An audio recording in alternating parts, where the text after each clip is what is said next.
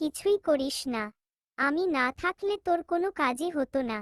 তুই তো শুধু বসে থাকিস আর আমাকে জ্বালাতে বলিস। কি বললি? আমি না থাকলে তো তোর সার্থকতা নেই। তুই যতই জ্বালাও, আমার ভিতরটা না থাকলে তুই তো কিছুই রান্না করতে পারবি না।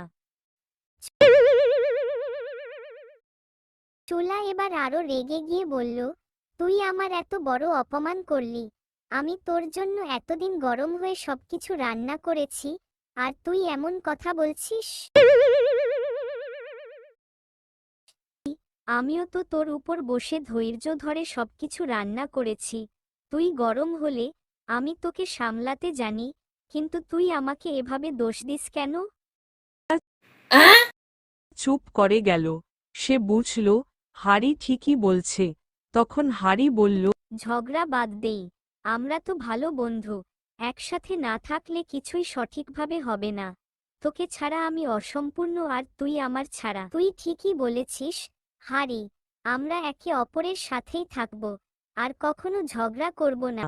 তখন থেকেই হারি আর চুলা সিদ্ধান্ত নিল যে তারা আর ঝগড়া করবে না। তারা বুঝল একসাথে থাকলেই সেরা রান্নাটা তৈরি হয়। আমাদের চ্যানেলে নতুন হয়ে থাকো, চ্যানেলটি সাবস্ক্রাইব করে পাশে বেল আইকনটিতে একটি ঘুষি মারবেন।